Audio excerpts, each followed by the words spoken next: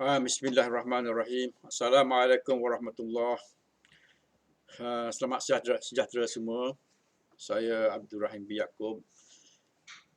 Pada hari ini saya nak bercakaplah sedikit mengenai dengan isu semasa menjelang pilihan raya 15. Jadi saya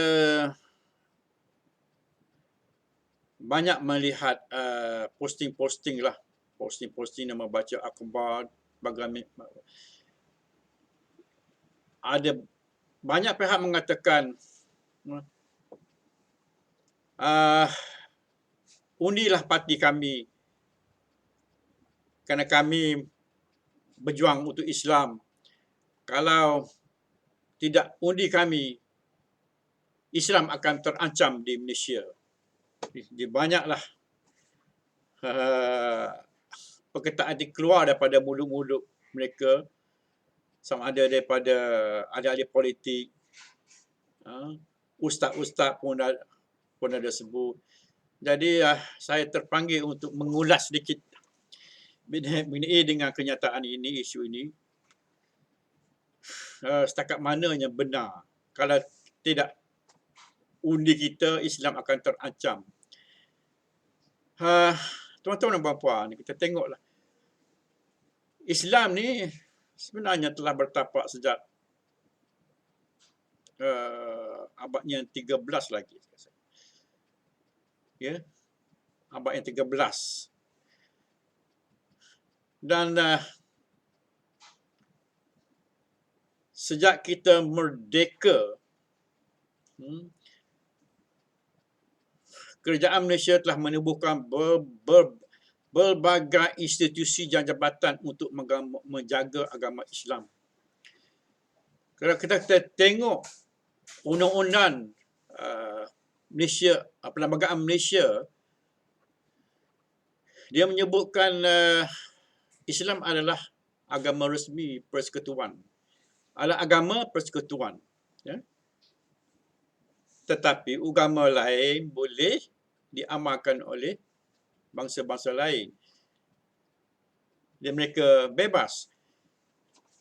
Jadi dalam Perlembagaan Malaysia ni menubuhkan undang-undang yang paling tinggi sekali dalam Malaysia. Tidak boleh dipertikaikan. Jadi tidak siapa yang boleh meruntuh agama Islam. Dan cuba kita tengoklah. Mana ada negara dalam Malaysia ni yang menubuh bermacam-macam jabatan institusi hanya untuk menjaga Islam. Selain pada Agong sebagai ketua agama Islam Malaysia, kita ada jabatan macam Jakim, Haikim, apa lagi? Yadim. Dan kita ada Menteri Agama. Dan kita ada juga beberapa universiti Islam di Malaysia. Universiti awam Islam dan banyak universiti swasta yang berasaskan pendidikan Islam. Dan di Malaysia ni sungguh banyak pusat-pusat pengajian Islam tradisional, moden dan sebagainya. Lepas tu cuba kita tengok di negeri-negeri pula. Al-Sultan kita ada 13 Al-Sultan untuk menjaga Islam, the head of state. Sultan yang menjaga Islam. Dan di bawah itu kita ada di setiap negeri Jabatan Agama Islam, Majlis Agama Islam, mahkamah syariah. Kita ada ulama, jawatankuasa ulama dan sebagainya untuk menjaga fatwa-fatwa dan sebagainya. Di mana ada negara yang paling banyak sekali menjaga Islam, segi pentadbiran dan pengurusannya? Malaysia, tuan-tuan. Jadi, apa yang terancam? Sehingga rakyat Malaysia nak pergi haji pun kita ada tabung haji yang menjaga hal urusan tabung haji orang Islam. Begitu indahnya Malaysia, tuan-tuan. Kita sudah tapak asas yang paling kuat. Dan apa yang sebenarnya yang jadi ancaman ni? Yang dikatakan oleh golongan-golongan yang tertentu.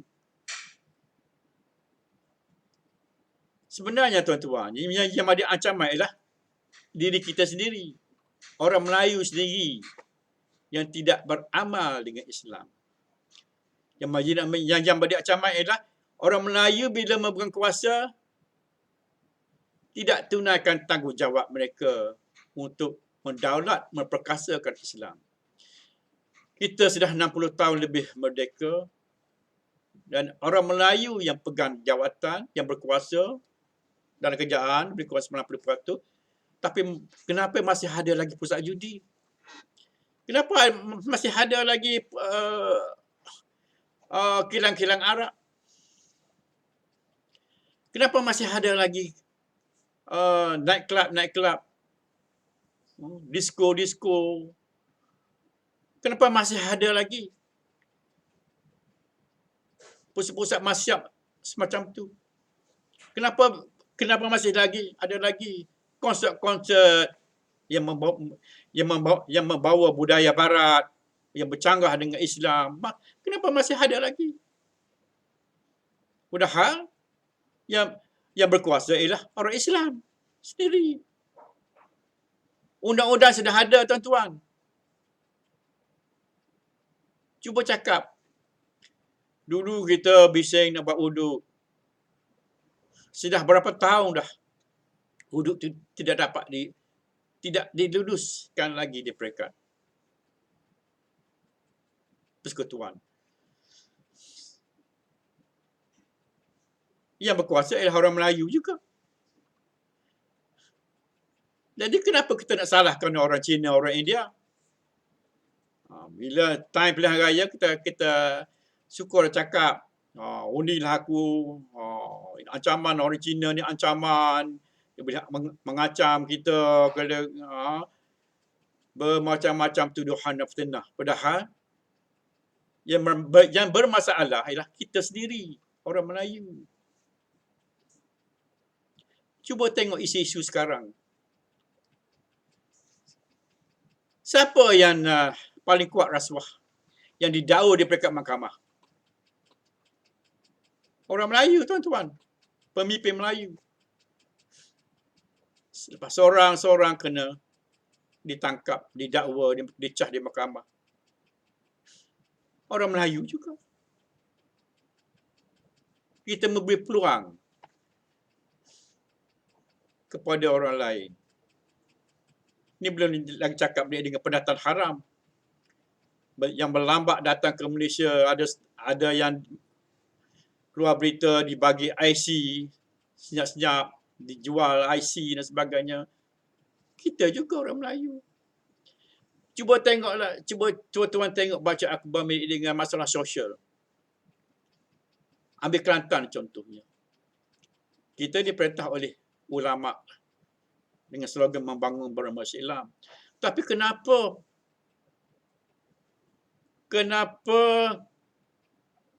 gejala penagihan dadah Kelantan yang paling tinggi sekali di Malaysia?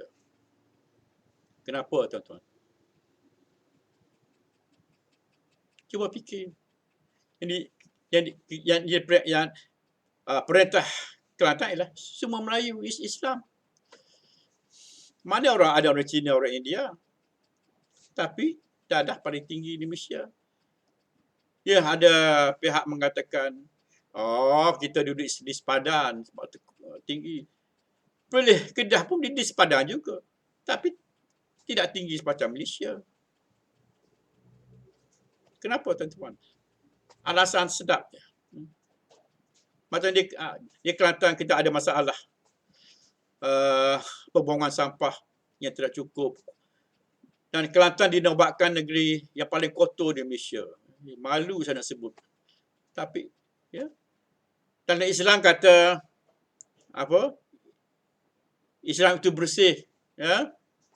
Sepatut kita menjadi contoh negeri yang paling bersih dalam Kelantan, dalam Malaysia. Tapi tidak begitu. Kita yang paling kotor dalam Malaysia. KDNK, kemiskinan pun tinggi di Kelantan. Kenapa? Itulah tuan-tuan. Masalahnya pada diri kita sendiri, pemimpin-pemimpin kita sendiri. Tuan-tuan, saya terbacalah di dalam berita akhbar kajian-kajian yang telah dijalankan oleh pihak-pihak tertentu dengan penghayatan Islam di kalangan orang-orang Melayu. Saya terkejutlah. Kadang-kadang berasa malu saya nak dedahkan perkara ini. Berasa malu. Dalam kajian itu menyebutkan sangat ramai lagi orang Islam, orang Melayu tidak solat 5 waktu. Tidak solat 5 waktu, tuan. Rukun yang wajib. Dan ada kajian itu menyebut hanya 50% saja orang Melayu yang pergi solat jemaat. 50%. Dan kajian itu juga sebut semakin ramai orang Melayu minum arak. Minum arak. Kes pembuangan bayi di kalangan orang kita juga. Itulah Islam sebenarnya, tuan-tuan. Perlu bermula daripada keluarga. Orang politik tidak boleh buat apa. Pemimpin politik tidak buat apa kalau kita keluarga ni tidak mengamalkan Islam. Kita sendiri kena memberi contoh. Ya, perlu bermula daripada keluarga, lepas tu masyarakat, baru negeri akan aman.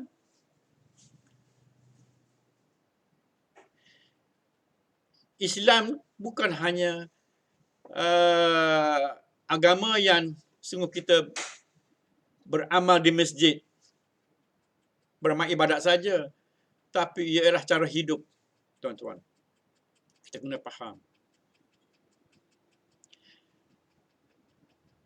Kita mahu negara Islam yang maju. Untuk menjadi sebuah negara yang maju, kita perlu pemimpin yang agresif, yang bijak. Bukan saja yang kuat amalan Islamnya, tapi yang bijak, yang ada vision, yang boleh membuat kerja, tuan-tuan. Yang faham apa yang sebuah negara itu nak. Bukan hanya duduk di dalam pejabat dengan aircon, bermesyuarat sampai dekat dengan 5-10 kali mesyuarat sehari tapi tidak ada apa-apa. Hanya jadi pengurusi mesyuarat saja. Kita tak mahu pemimpin macam tu. Kita nak biar ada vision. Cuba kita tengok Libya, tuan-tuan. Libya di bawah Gaddafi dulu, Muammar Gaddafi. Kebiasaan Gaddafi boleh merubah negara Libya daripada negara yang mundur di padang pasir menjadi negara maju. Sampai mereka boleh memberi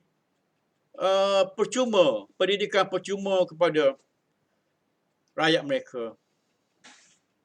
Mereka boleh memberi bantuan kena kahwin mereka. Ada peruntukan mereka. Untuk beli kereta pun kerajaan bagi subsidi. Bermacam-macam kemudahan, tuan-tuan. Sampai mereka tidak perlu mengguna US dollar lagi. Mengguna emas. Dan negara mereka hampir dicontohi oleh negara Afrika yang lain. Tetapi kerana kejayaan Libya di bawah Gaddafi, kuasa besar telah membunuh dia. Itu contohnya. Jadi kita nak Malaysia, tuan-tuan, macam tu. Kena boleh, tak ada lagi tu pendidikan percuma. Siapa tak nak? khidmat kesihatan yang terbaik di hospital, di kawasan pedalaman pun ada rumah sakit yang sempurna.